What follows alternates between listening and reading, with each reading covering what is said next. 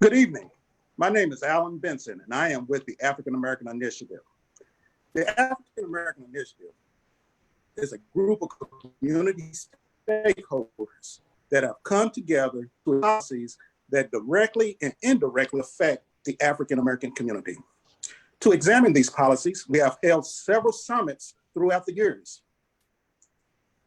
And here we are today to have a discussion that looks at the policy of students in the educational system. This event is broadcast through our Facebook Live page and also simulcast through radio WLOU. During this event, I encourage you to share your thoughts and ask questions on our Facebook Live page, and you may also call WLOU at 502-776-1240. Now, this event couldn't have been done without the hard work of the African American Initiative team. Thank you. Now, I would like to turn it over to State Senator Gerald Neal for further comments. Thank you. Thank you, Alan. Well, welcome to this AAI Education Summit. This is one of many summits that AAI has presented in a face-to-face format in the past. However, with this virtual format, we now can share the insights and expertise of individuals, not only from our community, but literally around the world. It is our request that you share the upcoming presentation with your contacts and encourage them to do the same. Also look for us on YouTube.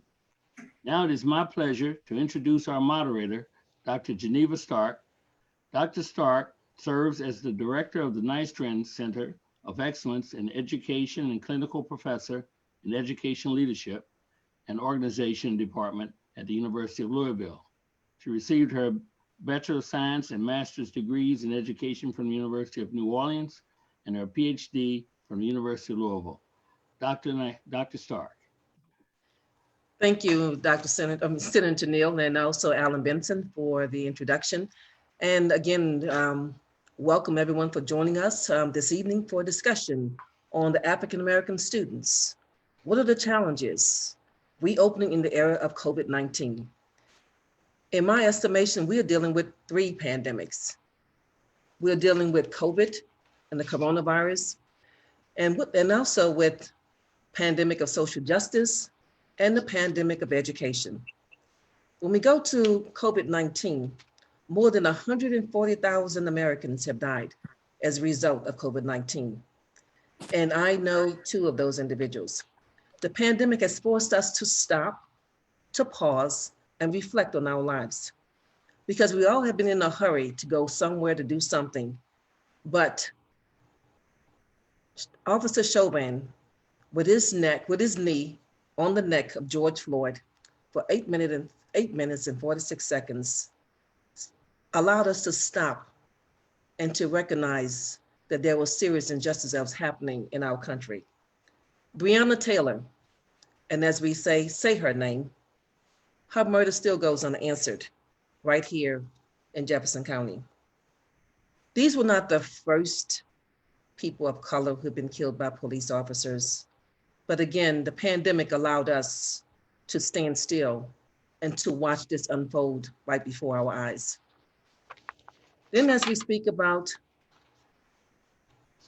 Black Lives Matter, they do matter. But also, Kentucky ranks 43 out of 50 states in terms of internet access. That's 36% of the students in Kentucky. 240,673 of students do not have internet access. 27% do not have adequate devices. That is indeed a travesty, especially when we talk about education and educational access. And then I think about those families who have not received a paycheck since March. And I wonder, are these some of the families who do not have internet access and they've been waiting since March to receive payment? Then we have 65% of households in this country have had a reduction in income. They've been affected by the pandemic through furlough or loss of jobs. So with all of that going on, yes, there is many pandemics that's happening in our country, and we have to, as educators, to do what we can do to make sure, because we have an obligation to do something different, to be a part of the solution. So I implore you to, as educators, and we're here to think about, to talk about, to have a discussion, but also to look at what can we do about it, because it's not just about talk. What is the action plan? What are we going to do to make a difference in the lives of our young people? And so the goal is today is how might the work of NTI, the remote learning, focus on the changes necessary to ensure that all students are engaged, inspired, and successful during this unprecedented time in history. So we have an excellent panel here today that's going to discuss the three pandemics that we discussed that I shared with you earlier. We have Dr. Marty Polio. He's the superintendent of Jefferson County Public Schools. We have Dr. Atiba Weezer, who's the executive director of the National Alliance of Black School Educators. We have Ms. Shashray McCormack. She's a JCPS employee and parent. And we also have Dr. Julian Hiling, Dean of Education at the University of Kentucky. They're going to give a brief overview of their work and some conversations surrounding the discussion of African-American students and COVID-19. Dr. Polio. Good evening, Dr. Stark. How are you? Great. Good, good. You going to start with questions or you want me to go? You have 5 to 7 minutes just Great. to talk Yep. about your work. Yes. Thank you very much. So, when we first, and I can think back when I'm talking about in late February, I can still recall the first time that I was watching the news and there were cases of COVID-19 on the West Coast, predominantly in the state of Washington. Mm-hmm. I remember coming in that next day and with my staff saying, I think this COVID-19 is something that's going to impact us before the end of the school year. Unfortunately, we began to plan, but within 2 weeks, March 13th, we were having a press conference that we were shutting down school at the time. I was first asked at that time if we were considering to go in Kentucky, what is called NTI, non-traditional instruction. And I want to give the background of non-traditional instruction. It was implemented around 2013 by the state legislature to give predominantly rural districts up to 10 days that they could use this NTI for weather-related cancellations. So usually just very small districts in rural counties that had to cancel a lot because of snow days would use NTI. Most of the districts across the state did not take advantage of the NTI because we have to acknowledge that the outcomes for students are not nearly as impactful as being in school. So Jefferson County had never used those before. We did decide to, once a few days went past, and it was clear that we were going to be in this pandemic educationally for most likely the rest of the year. We were getting those clear messages, and we knew it was going to be unacceptable at the time to have students not in school from March 14th all the way to the fall. And so we quickly mobilized. We made the decision that we were going to take 2 weeks away and that spring break week, 3 weeks, to intentionally plan to provide the best instructional supports and services that we could give to our students.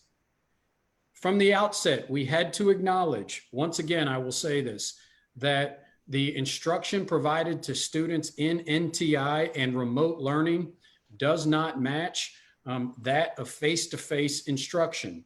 But we had no choice at the time. We also have to acknowledge, and I think superintendents across this nation are acknowledging that the achievement gap will widen as a result of students being out of school. We can clearly see that. We see news stories right now of parents that have means, maybe hiring tutors or those to help their children through NTI. And we know a lot of families will not have that possibility. So the achievement gap will widen. So I first want to talk about what we did well in JCPS through the first round of NTI. Without a doubt, getting devices out to students. We were very proactive and said we cannot have devices sitting in schools collecting dust. We must go get those devices, and we must get those in students' hands as much as possible. We sent out nearly 21,000 Chromebooks or laptops to students and families so that they could use those to be successful within NTI. We had about 1,100 hotspots that we put out, as many as we could get our hands on and get them out, predominantly with special education. We did that very well. We provided food to over 1.5 million students since we have started. Those 1.5 million meals we have provided during that time. We felt we were very successful in contacting kids. When you look at our participation numbers compared to many large urban districts around the nation, and we were in the mid 90% each and every week. That's the benchmark that the Kentucky Department of Education used for participation rate. Many of our peer districts were in the 50s and 60%. So we were very proud of how our teachers mobilized, contacted kids, supported kids, and worked hard. In the end, nearly 88,000 of our kids logged on to their Google Classroom. So we know that they were working hard to get access. And we only had about 560 kids that we didn't get in touch with out of 98,000. That's still 568 too many. We know that. That's great. First time to. But compared to many other large districts, our numbers were much better than those. So we're very proud of those. So I want to talk, as we transitioned into May, our goal was to make a let's get back to school plan. We knew, or at least we thought we had knew, that in the summer months, the cases in this community would decline sharply. We knew we were going to have to provide a virtual option for some families and a go to school option for those that wanted to choose that. We have been determined to get our kids back in the classroom through the months of May and June. We spent hours upon hours planning, going through all the logistics of the CDC guidelines. And I first want everyone, we have to acknowledge how challenging that was going to be for a large school system, any large school system across America, to implement the CDC guidelines of cleaning and masks and temperature checks and quarantining and contact tracing, all the requirements that were laid out for a safe environment. But we were willing to meet that because we knew our kids needed to be back in school. However, when we got to late June and early July, we all know the cases in this community have begun to spike, higher than they've been at any other time during the whole COVID-19, and that is in the city of Louisville. Secondly, we saw cases in children increasing at an alarming rate and children being hospitalized. Finally, we don't know the long-term consequences of what COVID-19 will bring to adults and to children. Mm-hmm. And so I really, and my team, along with our Board of Education, had to really wrestle with this, putting our students potentially in danger and our staff members potentially in danger. We would be bringing, if everyone chose the in-person model, 110,000 people into 155 school buildings every single day. And I think there is very little doubt, if any, and we've seen it just in Major League Baseball in 3 days, the amount that the disease is spreading, the virus is spreading just in 3 days. It would spread amongst our community. We have thousands of adults who are high risk. We have thousands of students that are high risk. If I made the determination that we were going back to in-person school, yes, I know that this is going to impact learning, and I have to acknowledge that. But I also know that that was going to be a decision that would be probable to cost either a child or an adult their life. And I have been a little disappointed in some of the public narrative that I have received around that is the sacrifice we are going to have to make to get back to school. Mm-hmm. And I just had to look myself in the mirror along with my team and our board. And our guiding principle number one through all of this was safety and health. And we had to come to the conclusion that any deaths of staff, students, or family members in the JCPS family above 0 was going to be something we could not accept. And that is a hard and difficult decision, probably the most difficult decision of my career, of many decisions as a superintendent. But in the end, I could not lay down at night and be willing to say that a decision I made led to a staff or student's death. And it was very important for me that I was not going to make that decision, whether that be students or staff. And so instead, we've made that decision. And now we've decided we have to move forward with the best possible remote learning that we can for our students. So let me bring a few of the ways in which we plan on improving moving into the fall. First of all, we have ordered 30,000 more Chromebooks. So the 20,000 students that had those Chromebooks, those devices, we now want to make sure that we get 30,000 devices to students. So we are going to now be giving over 50,000. Our other Got somebody who's not muted. I'm not sure who that is. Everybody could be on mute. But we are now going to have over 50,000 devices in student hands. We think we can get up to 60 to 75,000 devices if needed. We know that families have multiple children in their households. And if we are going to have live instruction with teachers, live supports with staff members in schools, we know each child needs their own device. And so we are ready to activate that plan and get Chromebooks in the hands of kids so that we can provide more what is called synchronous instruction. But really what that means is live instruction face-to-face with an adult. However, we know there still has to be flexibility. We have parents that are working. And so providing multiple options for students. So a teacher may record a lesson, and sometimes a student might have to watch that at 6 o'clock at night, but that's okay. We want that to happen. Secondly, we're right now have 11,000 hotspots that we plan to activate and get to families, and prepared to get more out there if we need to.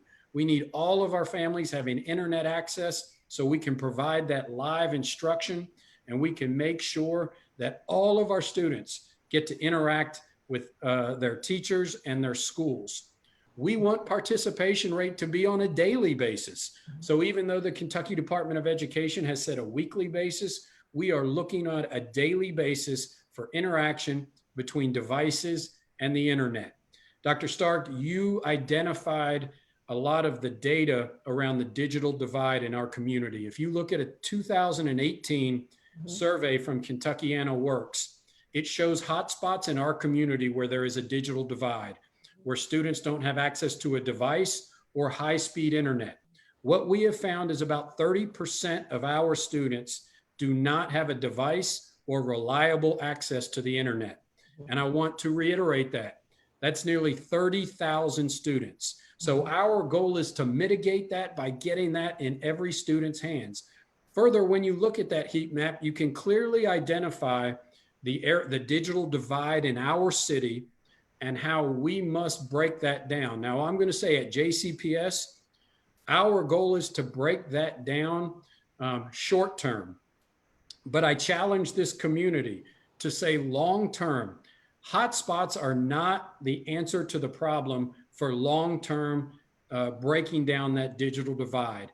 As a community, we must find ways to provide access to high-speed internet for students that don't have that in this community, and specifically targeting, when you look at the heat map, students in West Louisville, Southwest Louisville, South Louisville, and Newburgh are all areas where if you look at the Kentuckiana Works and the heat map around the digital divide, we must be very assertive at attacking that and making sure that we provide all of our families access so that we can meet those needs. A couple of other areas that we're really looking at, and this is dependent upon the COVID-19 and what the quarantine is. We know in the spring we were under full quarantine, so we could not open learning hubs for students. So we are working hard with community partners, churches, many other businesses. where we can find ways to open up community hubs where we might be able to staff these with our social services, our mental health services, our special education services, and we can clearly invite students to come to us in small numbers, very socially distant, following CDC guidelines with staff members who volunteer to do this. I want to reiterate that. No staff members who have pre-existing conditions or in that high special population that they're at risk, but find ways to get learning hubs where we can provide transportation to students and still provide those needed services.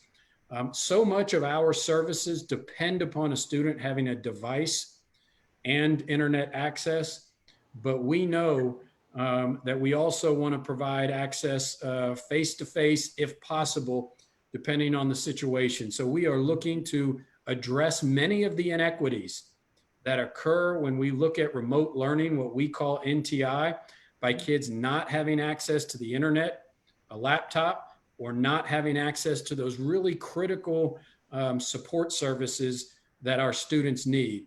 Okay. We are going to address those, and we are going to come with a great plan this fall for families and for students. Okay, thank you, Dr. Polio, because of course the community and the parents at large will be looking for all of that. So thank you for your comments. And Dr. Atiba Weezer, are you ready? Yes, ma'am. Okay.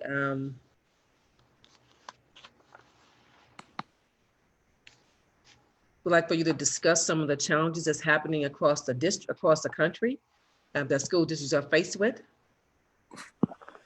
Well, initially I was asked, well, good evening, everyone, and I'm honored to be here to speak with you this evening.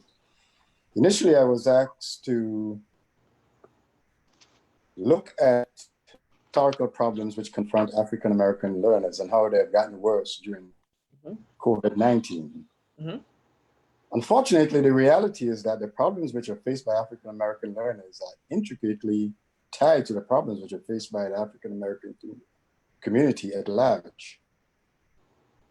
In 1903, W.E.B. Du Bois made it clear that African-American problems, the Negro problem as it was called then, were America's problems, because we as Americans, and we are Americans as any other, and given that we aren't going anywhere, America will ignore our problems at its peril.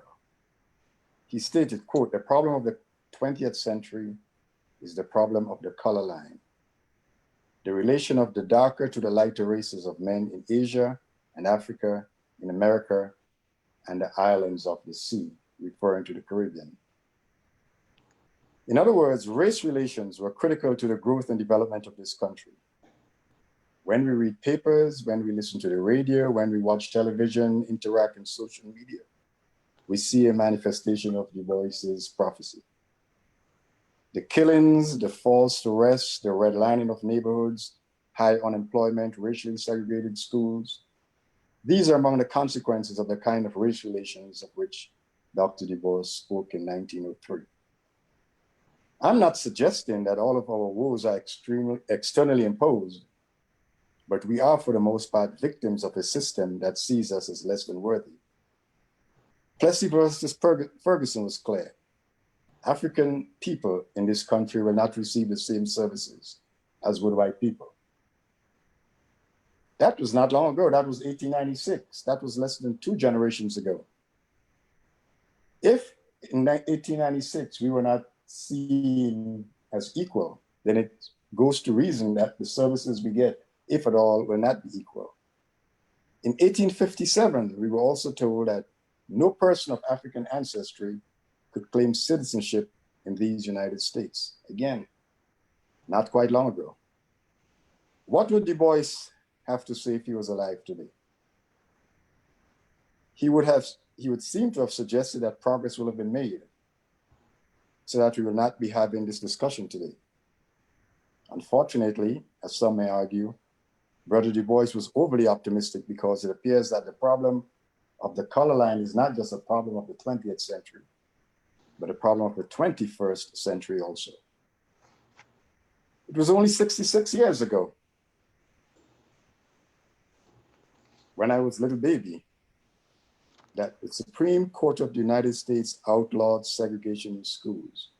Yet many African American children today still attend racially isolated schools. Racial togetherness or lack thereof is not the problem per se. After all, many of us have attended HBCUs and other quote on choice unquote schools. My daughter, for example, graduated from Spelman College. She did not feel deprived of white company, and she received an excellent education while she was there. The issue is that racial isolation in public schools carries a heavy cost, the cost of not having the resources which are needed for children to be properly educated. Several years ago, the leaders of the state of Michigan and the city of Detroit were sued by Black parents for using policies which had to segregate Detroit's public schools. That was more than 50 years since Brown versus the Board of Education, and people still had to sue. Not again to be integrated, but to get quality education, because what we found that the isolation, the segregation led to inferior education, as Thurgood Marshall argued, and the United States Supreme Court agreed back in 1954. 2/3 of students, of African-American students who grew up in the suburbs are, 2/3 of the students of suburbs are exclusively white. I worked in suburban school districts as superintendent. And the savage inequalities of which Jonathan Kozel spoke of 1991 still exist today. Let me give you a couple of examples. There were 2 districts of the same size adjacent to each other in Nassau County, New York. They are so different that if one was to drive down the street, there's a highway that goes from one to the next. It traverses both school districts. Even the cars know the difference. Once you hit one district, the roads feel different. The houses are the same. The poor districts pay more taxes. They get less services. Those are the savage inequalities of which Jonathan Kozel spoke. Researchers Linda Dallingham and Lisa Del Piedra have demonstrated that contrary to the views of liberal and mainstream press, African-American students face and endure serious challenges of access to quality education that many take for granted.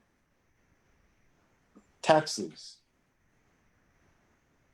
Among the challenges which we face are unfair taxation. Poor districts are taxed higher, and taxes, as you know, are tied to property. School funding is tied to property. Poor districts are taxed higher, and yet the districts don't get the money from those taxes. One example is the digital divide, access to technology, as the previous speaker mentioned.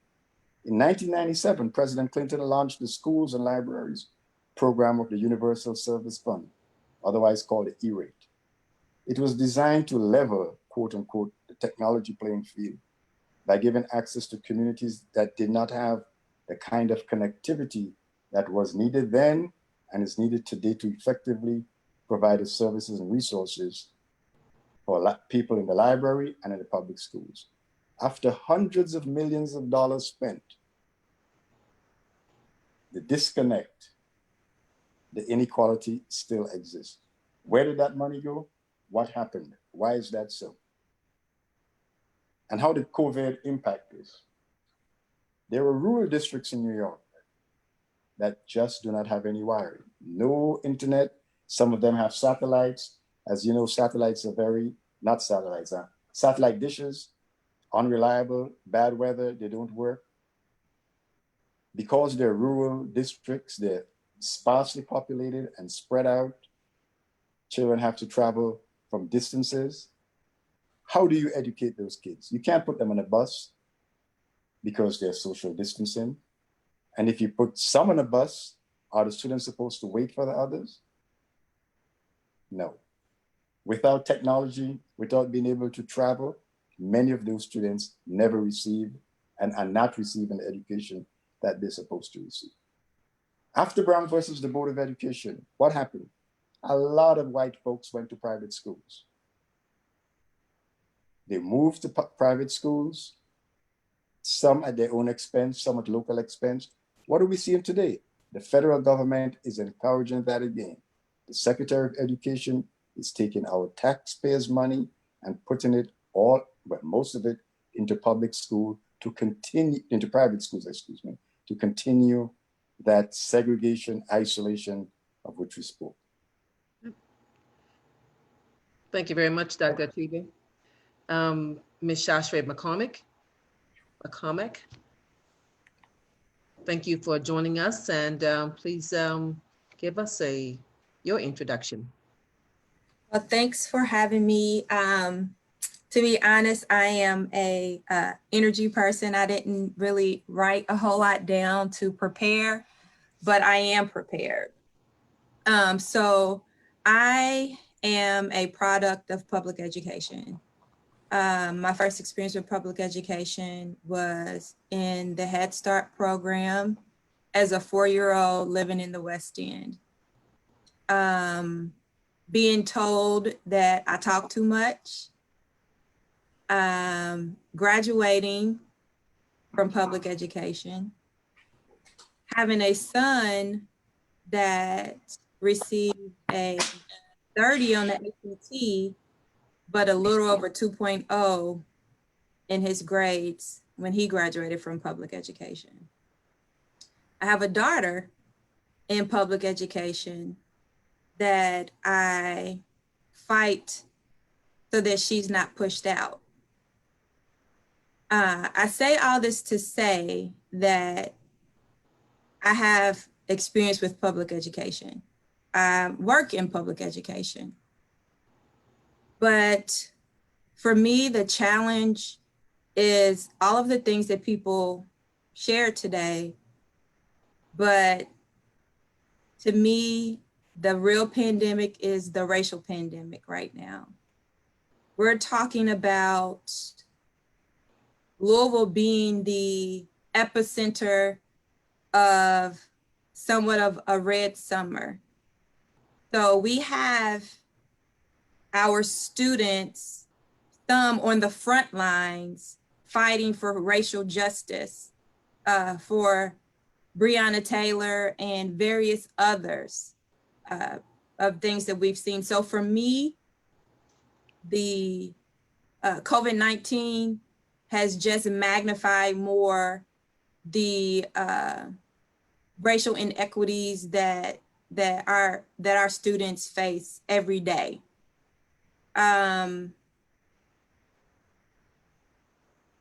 What I face being in spaces, as someone had mentioned earlier today, I believe that we have 80% of our teachers are white.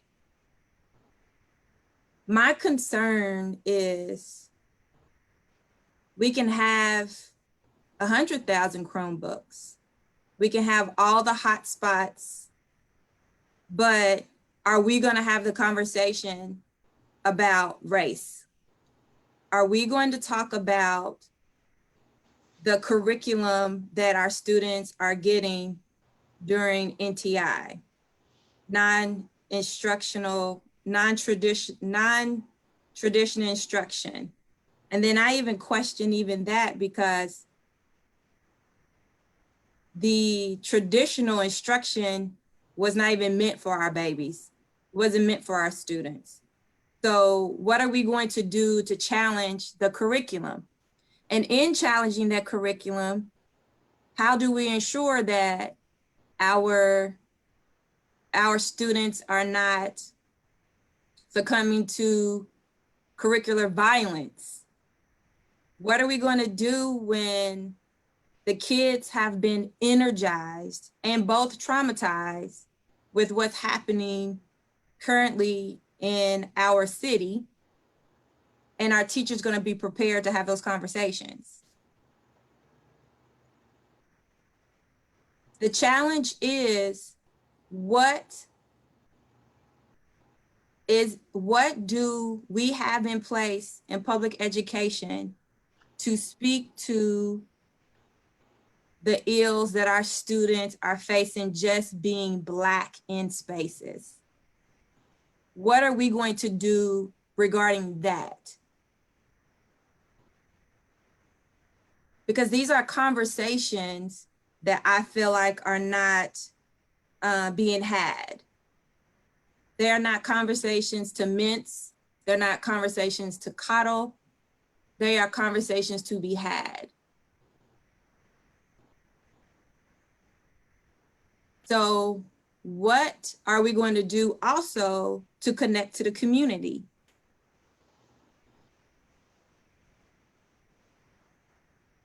How are we going to speak to the needs of our families regarding not only computers and hotspots, but there are some families where teachers had never even had any connection with the families prior to COVID. COVID forced them to have to connect with families.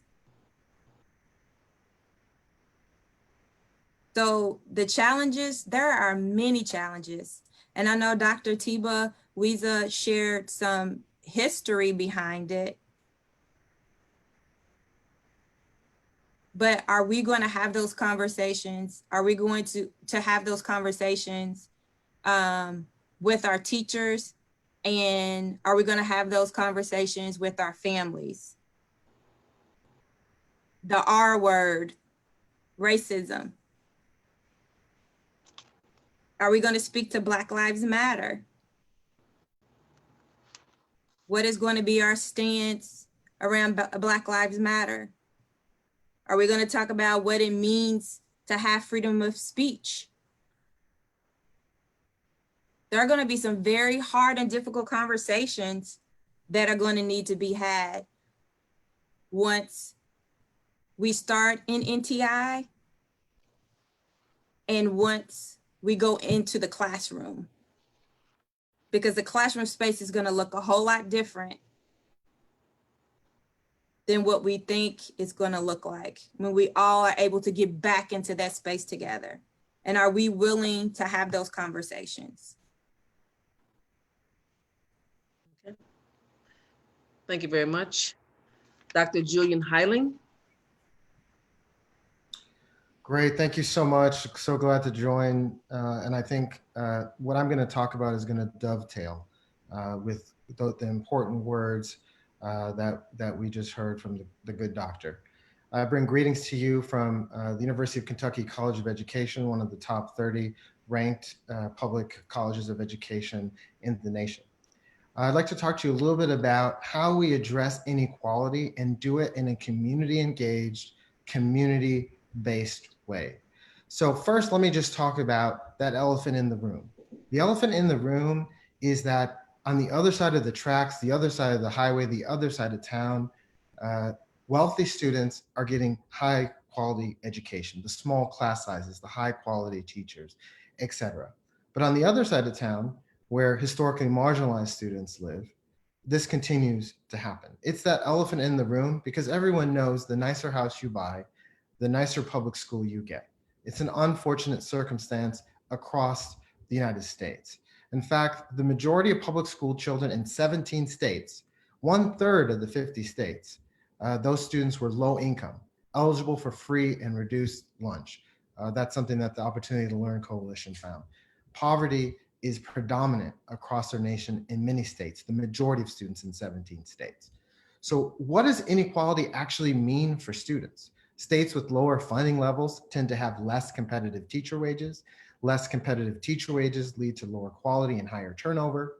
The report, Is School Funding Fair, found that unfair funding patterns are consistent across resource indicators, meaning that students with unfair school funding are more likely to experience a deprivation of resources crucial to their success in school. And in fact, the research shows that majority white districts versus majority minority districts in the United States, there's a $23 billion gap in support, in resources. That is 2020, folks. The conversation in education reform has actually been about less democracy instead of less inequality.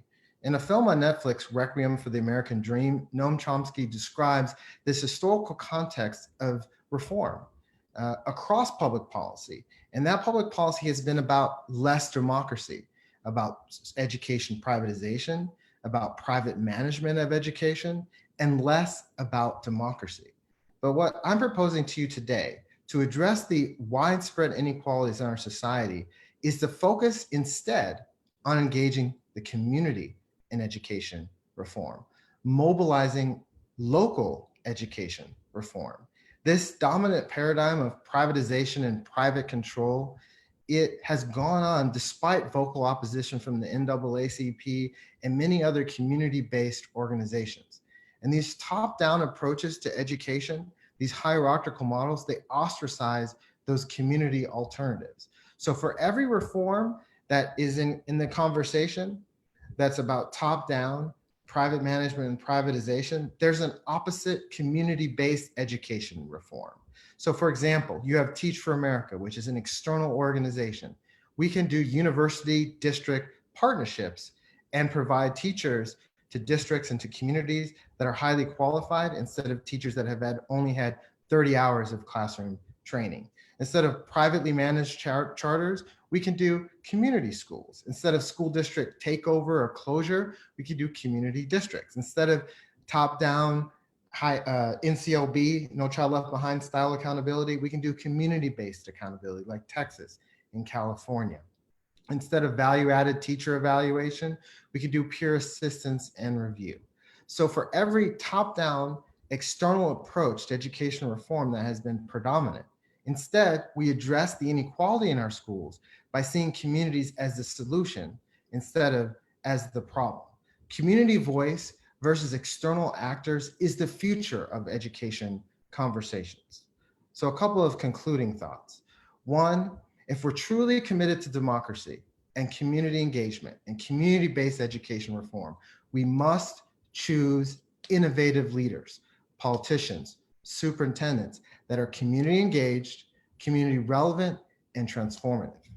We need to strategically guide consensus and invest resources in low-income neighborhoods and communities. Healthy schools sit in healthy communities.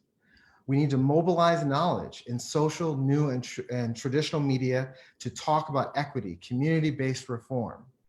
And we need to enhance relationships to ensure that we have the strategic partnerships, the allies with educational leaders, traditional civil rights organizations, Black Lives Matters, teacher associations. We must have those coalitions to make community-based approaches that are seeking to address these widespread and continuing inequalities in our schools. Education empowers Americans as seekers and speakers of truth. We must retain democratic control of our schools to protect this, the most important intellectual compass of our democracy. Thank you, and I look forward to questions. Thank you very much, Dr. Hiling. We're going to move now to Q&A part of the forum. And Dr. Polio, we have a question that's a burning question from several individuals. And the question is, there's a glaring disconnect between teachers and students, especially African-American students. And there have been several comments that have been made by white teachers, not only in Jefferson County, but across the country. How do we assure parents that their children, their loved ones, are in a safe environment in JCPS, whether virtually or face-to-face? Yeah, I think that's a good question. And so we've had to deal with several of those in disciplinary ways. There's no doubt about that, as I think many districts across the nation are doing that. And so those that are racist in ways we have to address very clearly. But I also think we need to address many of the implicit bias things that we see. And so some of the things that Sasha Ray said, I completely agree with. We have to ensure, first of all, that all of our teachers and our staff members are culturally competent, receive that implicit bias training, that have the training on having these courageous conversations doing things like expanding the curriculum. And so those are extremely important that I think we're taking on. We've got a ways to go. I mean, I would never hide behind that. I mean, we are, as we've heard several times, fighting decades of problems and sometimes centuries of problems in the education system. But I don't think we can hide, and we've got to attack it. And I think that every time we've had those situations occur, that we've been willing to take those on and be very assertive about the ways that we handle those for an employee. Can I weigh in on this too? Yes. Hold me accountable. Here's how you hold me accountable. University of Kentucky, we are the top college of education in the state. And it's our job to address the teacher diversity issue. It's our job to address the teacher shortages in this. Hold us accountable too. Hold our leaders accountable. Hold the commissioner accountable. Hold superintendents accountable. Because if I'm just talking to you and saying, I'm going to improve diversity and I don't show you results, hold me accountable. And so 95% of the teachers in Kentucky, for example, and this is a problem we see across the United States, are white. Yet a quarter of our students in Kentucky specifically are students of color. We've got to move the needle right now. I think communities of color are tired of waiting. Considering what's happening this summer, our leaders need to listen to communities of color and we need to act. So that means I need to hire faculty of color. I need to make sure that we're increasing our students, our African-American students, our Latinx students, and students from other backgrounds in our teacher ed program. So hold your leaders accountable. Hold us accountable. Dr. Stark, can I just add on top of that? Because I want to say this too. I think our goal for so many years has been to hope we get more candidates that come through. And so, we have figured out that we have to be very assertive about the ways that we partner with post-secondary universities. And so, for instance, our teacher residency program in the Office of Diversity, Equity, and Poverty, we're putting $1.2 million to that, and in 12 months, we will see many of our African-American teachers that will be in the classroom. So I think we've got to double that and triple those numbers, and then continue to have innovative partnerships with our post-secondary partners if we're going to see that number move to which we need it to be, which is above 35% of our teachers should be African-American teachers. Thank you, Dr. Polio. But also another question is that, yes, we know that what we need to do, but what do we do now? Because right now students are going to be walking back into classrooms with teacher, whether virtually or face-to-face, but how do we help teachers to have those courageous conversations? Because, they can go through an implicit bias training, but until they have the platform to be able to, or the spaces and places to be able to have those courageous conversations, then they're still, they're still not there, because until I'm able to talk with you face-to-face and be able to identify my fears, my anxieties, or even my misbeliefs or misnomers, then I'm still walking around with those. So what do we do? What is the plan now to be able to help and support teachers? Because for many of them, it's not that they want to say microaggressive things to students, they just don't know. So when you don't know, you don't know, but what can we do to put tools in their toolkit to be able to help them as they walk back into classes, with students, to be able to be successful, to feel confident. So when a student says something, that they don't shut them down, because that has happened. That, I don't want to talk about what's happening. Well, right now, again, 65% of the families in this country are dealing with something, so how, and even those teachers are dealing with things, but how do we deal with the social emotional learning of the adults? And also so that they can be better prepared to deal with the students when they walk into those classes. Well, let's first of all, one of the reasons that we put 10 days of professional development at the front of the calendar was to provide us opportunities for professional development. Now I'm going to be, very candid.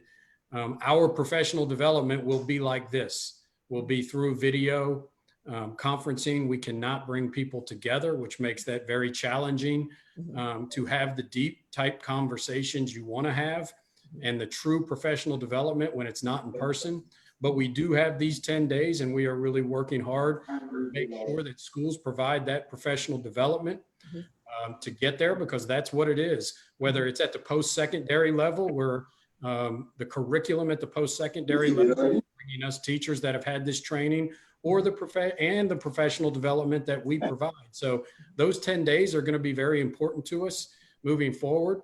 It is definitely more challenging to have those conversations with students in a virtual way. There's no doubt about that. So trying to bridge that gap is going to be a challenge, but we have to do it to support our kids. And even more so when we come back in person. We know that is when so much of this is really going to have to be tackled by our schools and our teachers, doing things, like expanding the curriculum, having African-American history class in every single one of our high schools. Every student has access to that curriculum. Those are the type of steps that have to be done in order to be successful. So you will see a lot of that this year, but challenges continue to persist as a result of COVID-19, but we're going to tackle those. Okay. Thank you very much. And I also want to make a point that as we talk about having African-American history class in every high school, then, because if it's going to be an elective, then it's still a choice. There's still going to be a lack of education. But how can we embed it in the curriculum from K through 12 so that when students, once they get in 12th grade or 10th grade, or 11th grade, or in high school, realize they've been miseducated about the history of this country?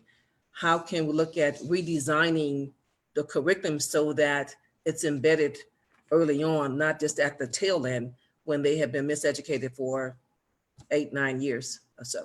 Couldn't agree more. And so with Dr. Marshall and DEP, we're working on, and that really needs to be teacher driven. We know that curriculum has to be teacher driven, and in the state of Kentucky, curriculum is a state and a local issue, site-based council, but we need to provide all of those resources. So we are paying teachers additional stipends in excess of $50,000, a team of teachers to work on expanding the curriculum, to provide that training and resources to teachers and embedding that throughout all of the curriculum. I agree with you, whether that be ELA class from K through 12 should have that expanded opportunity for students, social studies, elective opportunities, science, should be as a part of that too. So I think it has to be teacher driven, and we are working to expand that toolbox for teachers. Okay. I weigh in here too. Dr. Stark, can I tap in there a little bit, please?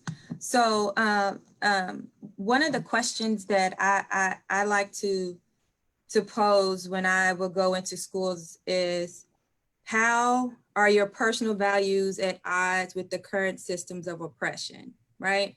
So what happens is teachers can oftentimes create lessons that they think are culturally sustaining and beneficial for their students. But I think one of the most important pieces that, because we're here for students and talking about students, right? That we also need to bring student conversation in. Students need to be co-creators of the curriculum with the teachers so that they feel invested in, right? Because there have been plenty of lessons that teachers have created that are very much at odds with the with the histories and the present day, right? So I think that is very important, that we talk about identity from the standpoint of our students and our teachers. And also when we talk about social emotional learning, we have to be careful about that too, because social emotional learning can also be a form of policing, a form of not really being able to hear and see our students. Let me give you some good news and some bad news here. So let me start with Good the news first. good news first. You want the good news first? Okay. All right. So the good news is that we're having conversations right now. We have a new initiative that we're going to announce next week at the University of Kentucky. And that initiative is going to engage in conversations about Black studies in the curriculum in Kentucky. I cannot tell you more about it right now, but watch our social media channels. We're pretty excited about this. The other thing we've been doing on this front is during the summer, we have what's called a professional learning institute. And people, the public, teachers, anyone who'd like to nationwide can enroll in these courses. And because we've been working to hire diverse faculty at UK, we have our faculty of color, Candace Hargens, Cheryl Matias, and others teaching courses to teachers on whiteness, et cetera. And so that's the commitment that we have. Now, here's the bad news. The bad news is that in the Harvard Ed Review a couple of years ago, we looked at the representations of people of color in the curriculum and in standards. And guess what we found? Most of that history is sidelined, especially in social studies. Did that work with Kefferlin and Anthony Brown at UT Austin. But the good news is that Texas now has a Black Studies course coming from the Dallas Independent School District. A lot of people don't know this, but Texas is the first state to have a Black Studies course for the whole state. They had a Latinx course that went through last year. And so we can look to Texas for leadership on this one. Districts like Louisville and Fayette County can look at these curriculums that are coming out of these large urban school districts, Houston and Dallas, for Latinx and Black studies. It's on the table. It's just a matter of districts being interested in working with that existing curriculum. Dr. Stark, Yes. may I make a comment? Yes. And that is part of the challenge which we face.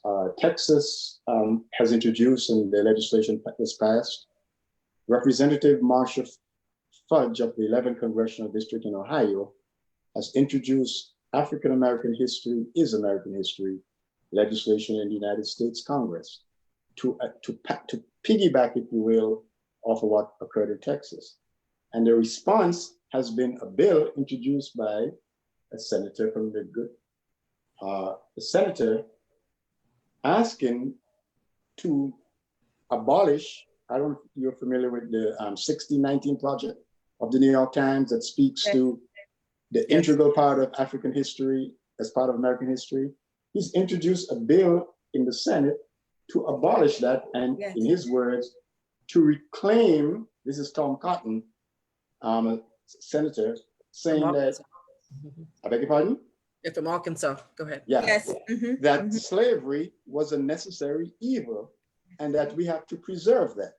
Yeah. So we're living in a time where there's tremendous turbulence. As you push, there's a pull. As you pull, there's a push. And I agree that we have to be consistent. We have to be vigilant, because any let up, we'll be moving backwards. Yeah. Yeah. Thank you very much. Yeah. Dr. Coelho, one of the things that that's important is that when we speak about African American history classes or Black history classes, that we need to make sure that that is marketed to all students, because what happens is that, when we have white students who may want to be a part of the class, but they don't want to be labeled, as maybe being the only one in the classroom, but how do we market it so that it's for all students, not specifically for African American students? So that needs to make sure that happens, that it's inclusive, because we know several years ago there was a watermelon incident at Ballard High School. And when we found out that it was an African American student who bought the watermelon, but again, just a lack of education and information for all students. And so just making the point that whatever curriculum that's available or that we come up with, that is for all students and is marketed in such a way that all students can feel a part of it, and realize that they need to have the knowledge and information regarding that. District renamed the Robert E. Lee School, the John, Can you speak up a little bit, Dr. Atiba? A district recently renamed the Robert E. Lee School, the John Lewis High School. Correct. This morning, a noose was found on the doorknob at the entrance of that school. we're living in some serious times here, folks. And again, what is impacting African-American kids is a reflection of what's happening in the larger society. And schools of education, yes, must do their part, but schools of education, school districts have to partner with larger, as the young lady said, community organizations, because if we don't do that, we'll be fighting in isolation and it will be a losing battle. Absolutely. And I want to speak really quickly to the ethnic studies thing that Dr. Stark talked about. So there's a study out of Stanford where they did a random control trial in San Francisco. And what they found was when they exposed white students to ethnic studies, that their critical thinking went up. And when they exposed African-American students and students of color, they had lower dropout rates, more likely to go to college. So the research also supports in large urban districts doing this work as being great for all students. That's what the research says. And we have a racial equity pillar, right?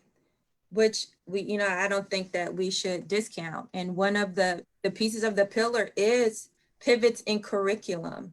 And the bigger question is, how do we ensure and support teachers in creating the curriculum? Because I have seen plenty of lessons that are definitely curricular violence against our students.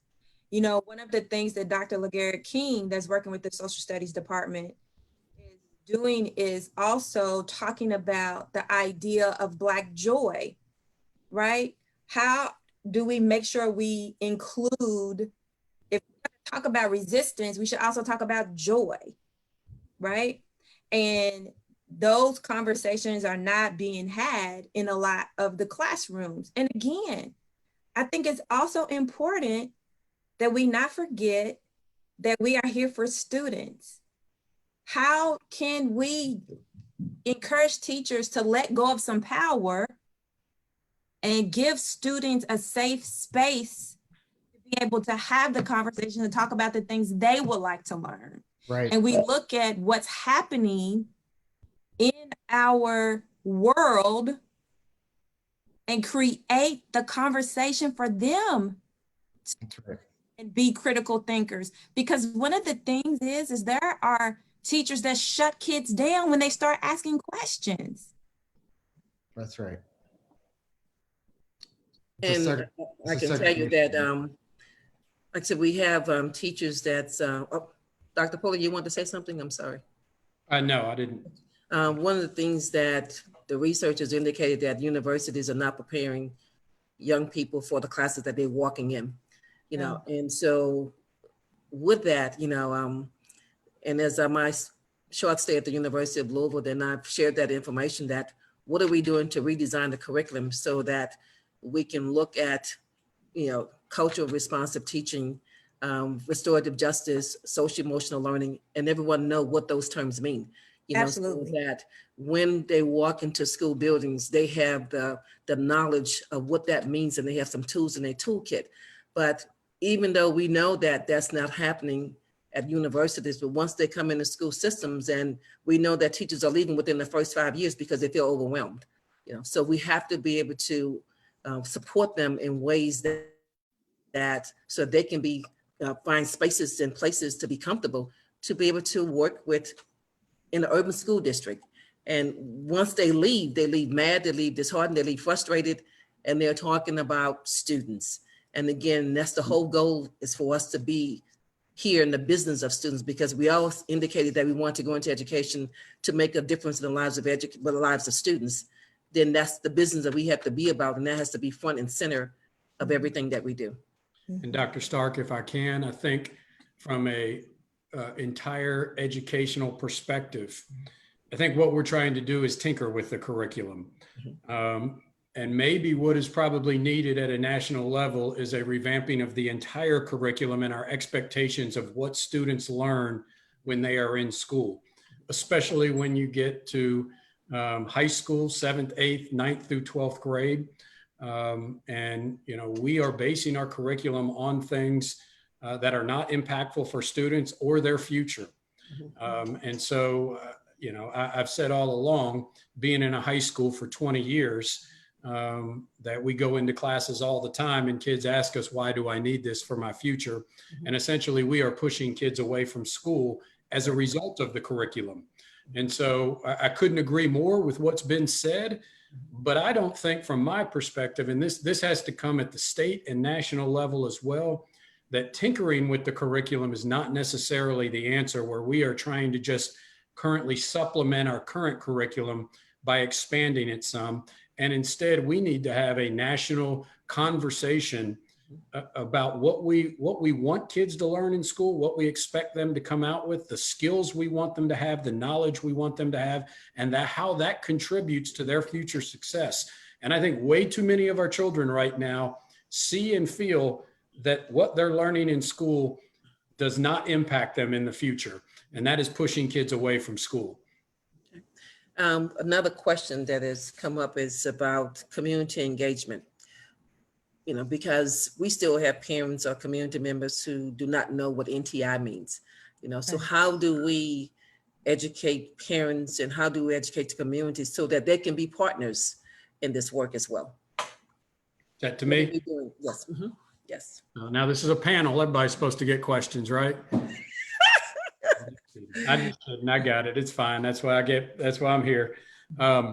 Well, I mean, I couldn't agree more. And I don't want to keep falling back on this, but the challenge once again is COVID-19 and the ability to bring people together. So the great thing that I've seen, I know our world is very challenging right now, and we see a lot of things that are disheartening when we turn on the news, things that are happening when we go on social media.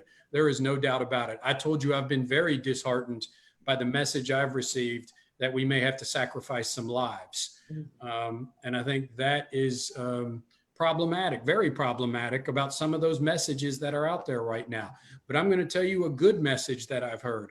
There are more people interested in rolling up their sleeves and helping JCPS, and I hear this from school districts all across America, helping children, doing the things we're doing right now, saying, what can we do? More churches that are reaching out, more businesses that are reaching out. I'm just going to say this, I had a conversation with Humana today.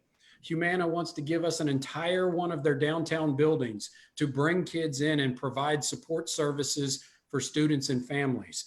So I think on the good side of things, more than ever, we are seeing community outreach to say, let's help our kids. And so I think that's a very positive. We've got to find ways to do this successfully in a world that is filled with the potential spread of the virus. When people come together, we're trying to train people in a virtual way in a time too when we have most staff members who are very fearful of being around. So I can't say that's easy, but what I am going to say is with a collective group of people, and we are willing to say, all right, let's find ways to do this. And unfortunately, we are also in a very litigious society. And I think there are a lot of people waiting to see, what happens with this and if they're going to end up in lawsuits. But I know we can do this the right way. I know that we can bring community groups together, businesses together to find ways to meet the needs of the kids. I don't have all the answers. I wish I did. But I think when we come together as a group and have conversations, we can find ways to get this done where we support families and kids. I think I'd like to weigh in here. First, let me talk a little bit about the curriculum and put a little caution there.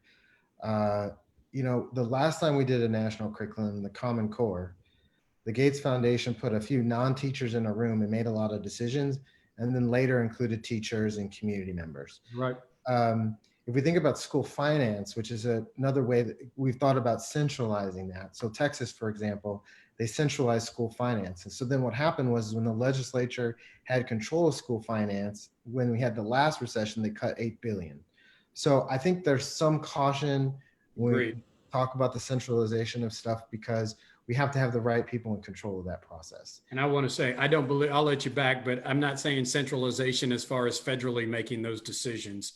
I'm just saying having national conversations about it. Like having you in the room with Superintendent Hinojosa from Dallas and Carvalho from Miami, I'm going to have a lot more faith along with Lily and Randy and rank and file and parents. I'm going to have a lot more faith in that process than if the policy patron foundations are in control of that process. Agreed, 100%.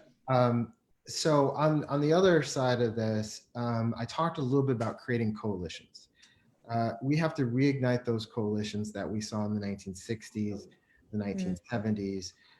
We need to get NAACP involved in this work, Black Lives Matter, the Black Lives Matter movement, with the teachers, with the educators. Sometimes you go to the teachers associations and you say, who are your go-to parents? Sometimes they have them, sometimes they don't. And what that tells me is that those relationships are not as strong as they should be. We've got to create those community engaged coalitions and allyships and work with superintendents and work with leaderships of districts and work with the commissioner and with the state board. That I think that our best chance of moving the needle immediately is by creating those coalitions and using these technological tools that we have now. I think the reason why Black Lives Matter is so prominent in our conversation is because of social media and because of new media. And I know that these technological tools were actually created to sell us things, but we can use these tools to be connected and to make change at the school level, at the district level, and at the state level. I think that's a key proposition. We've got to recreate those coalitions and make sure that education policy and education reform is community engaged and community based. It cannot be about external outsiders, top down, private control. That's why that type of education reform has not worked the last 15 years, is because it's sidelined communities and seen them as the problem. And so we've got to stay laser focused on creating those coalitions between the different stakeholder groups so that we can get on the same page and take immediate action. Families and parents are tired of waiting for that to happen. So that's what's next in education. I think a lot of us are asking what's next. We know No Child Left Behind didn't work. ESSA is really kind of on the sidelines. So how do we do that work right now? And that it's the coalition work, the community-based work that I think allows us to do that.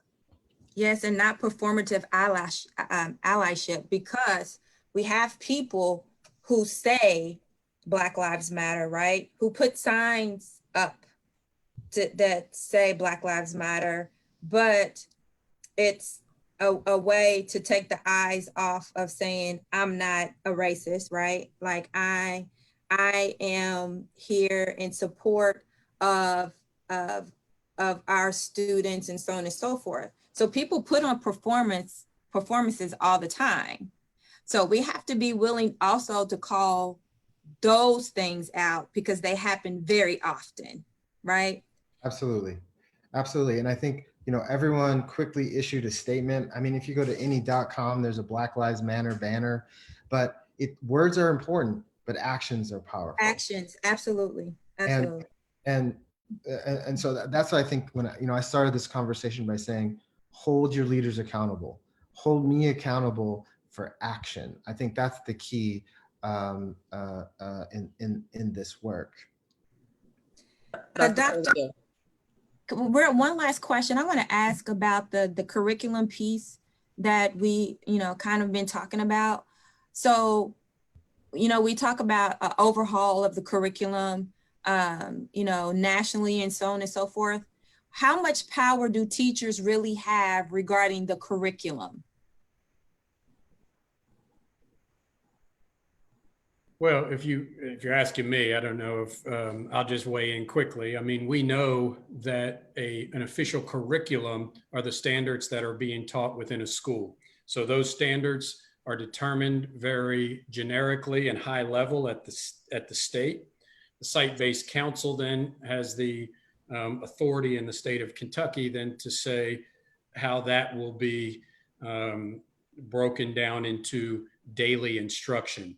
But I think we also know that once a teacher's in a classroom, the instructional, methods that they teach and what they teach are the responsibility of the teacher. Now, there is oversight that a district can provide, a principal can provide, but we know that has been an issue in education for many years, is when a teacher gets in a classroom, they are essentially in charge of what is taught to that class. Mm-hmm. Question, Dr. Polio. How are we dealing with our most vulnerable students? We're talking about the students who need special services, whether it be occupational therapy, physical therapy, the gifted and talented, all those students who have special needs. What is the plan for JCPS? Because I've noticed that several school districts across the country, they are having their special needs students to come to the school building, a couple of days a week just to check in on them, just to provide them with the services. What has there been a plan, or is there a plan to? Let's be clear. There's some concern there about identifying only special ed kids and making them come to school. That's a very dangerous path that any district is going down. First of all, that kid's that getting on the bus is being identified as a special needs student. And the KDE is very clear on their guidance about mandating that. So we've got to follow the law. Okay. However, that's where learning hubs come in two ways. First of all, identifying our students who need additional supports. We know so many kids out there that are facing trauma are not getting the supports that they need. So providing those supports in a hub. But second of all, we have way too many kids who didn't have that virtual access. So student who has special needs, having that virtual access to their support, to a teacher that provides them that and can check in on that in a virtual way. But without a doubt, we're hoping to have these hubs, regional hubs, where we can bring students in and provide them those targeted services. But I want to be clear on this because I can't finish this conversation. And this is a way to talk about this a little bit. The research is very clear about in education how money matters and funding matters. There is no doubt about it. And we can push aside all the politics. We know that in the past decade, funding for schools is either down across the board or flat from state and federal funding, meaning with inflation, we are getting less funds for students than we did a decade ago. And I think we underestimate the impact that the 2008 recession had on kids across our communities, across this nation. Our homeless population has gone up significantly since then, in the past 10 years. And yet when you look at funding, essentially with inflation, funding has gone down for schools. Those states that do the best in those districts in funding their programs and their students usually have the best impact on students. And here in Jefferson County, let's call it out, even though it's the most controversial thing I've done in the middle of a pandemic, which was to propose an increase in real estate property and real estate tax so that we can fund the programs that our students need, the facilities that they need, and we compensate our employees appropriately and get them in the right schools. And here we are. Our real estate assessment in Jefferson County is 7 cents less than Oldham County right next door to us. It is 8 cents less per $100 of assessed property value than Fayette County. We clearly have more need than either of those districts. I'm not saying either superintendent or school district has an easy job because education is hard.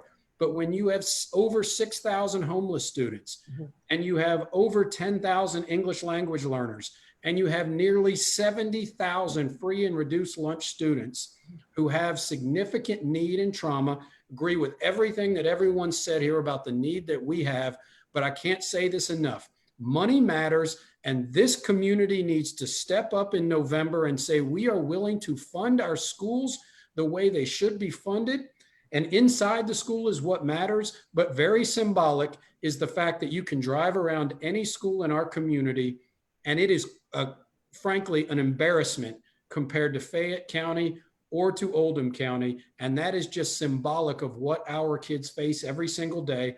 I've said it a million times. I'll say it again. For 35, 40 years, we've had a high school in West Louisville that has had a condemned floor. And what is that saying to the community when you have that? And so it is time for this community to step up. When our kids come back to school, there will be more need than ever before.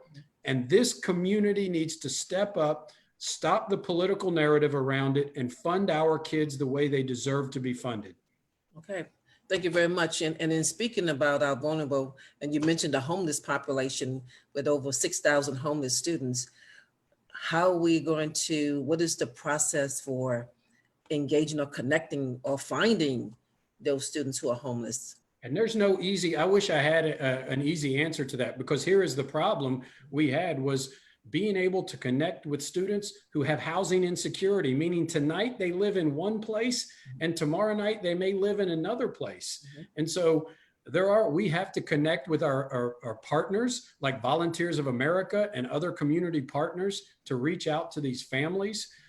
But I think that our community, and I don't think people understand this across our community. Our community, when I say that, over 6% of the student population in Jefferson County Public Schools is homeless.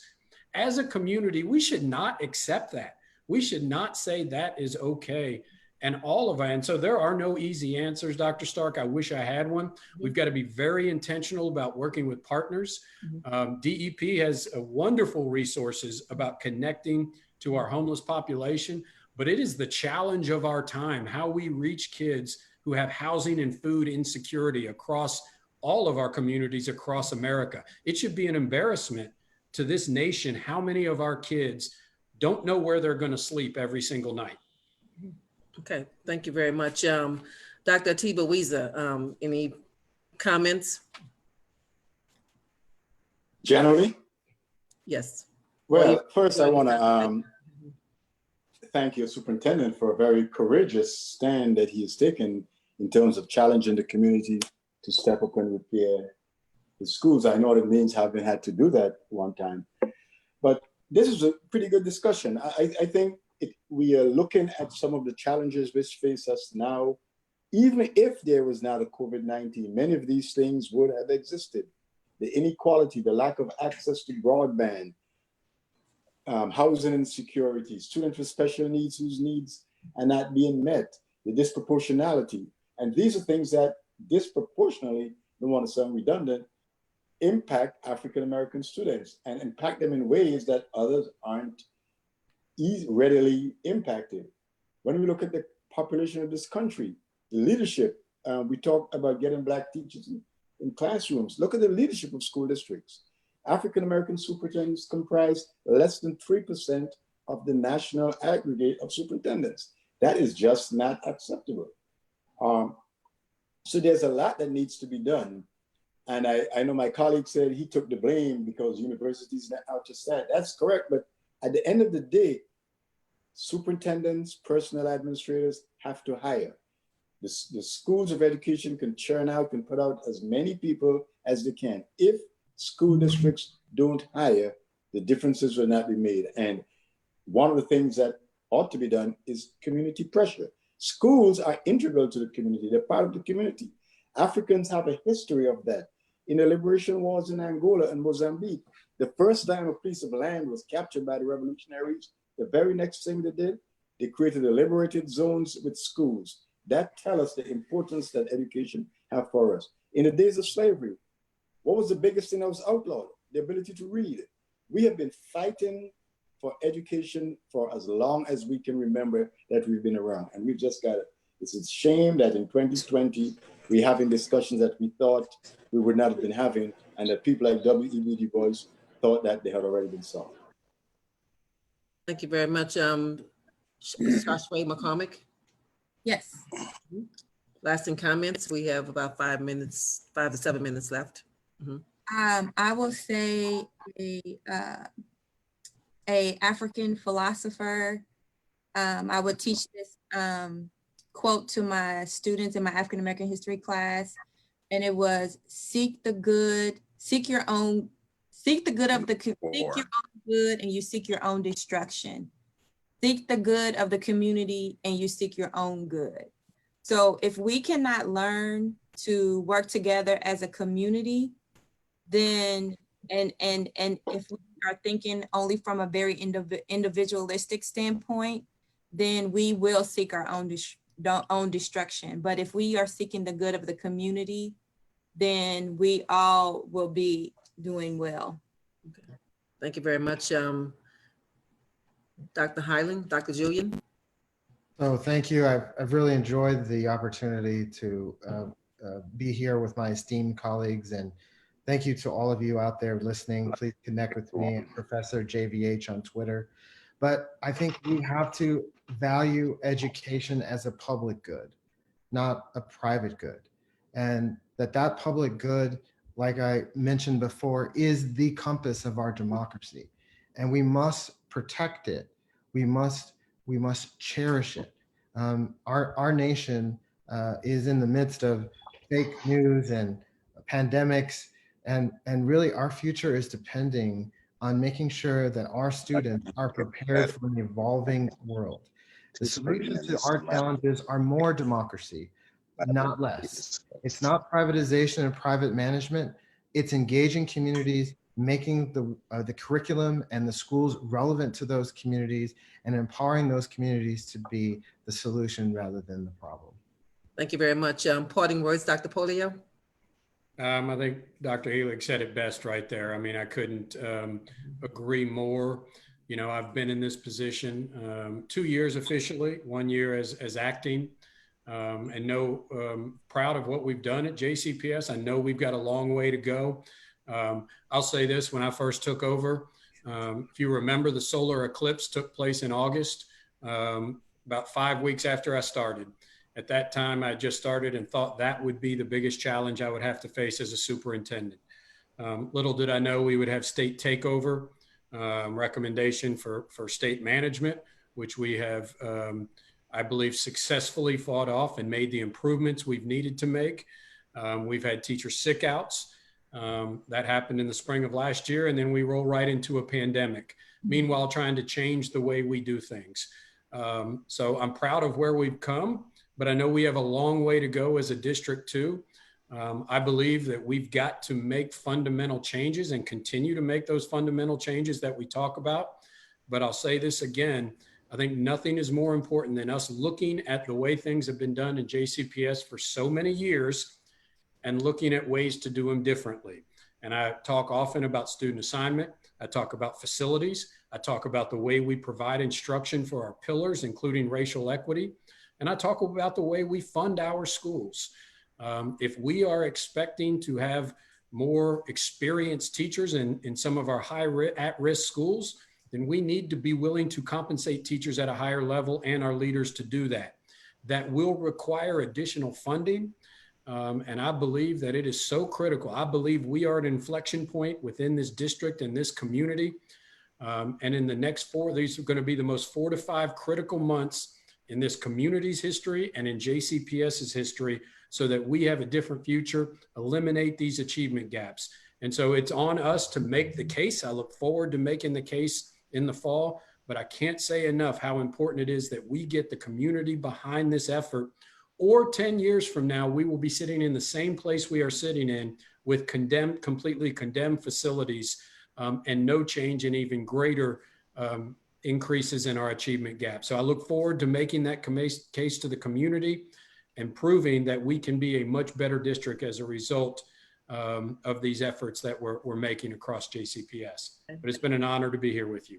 Hey, thank you all very much. Again, Dr. Polio, Dr. Tiba Weezer, Ms. Shashray McCormick, Dr. Julian Heiling, and again, thank you all for being here this afternoon. And we all know that education is a civil right, for all people. Now, as we continue to walk through as educators, then we have to also stand for social justice. So thank you very much for everyone. Have a great evening. Bye, guys. Thank you. Mhm.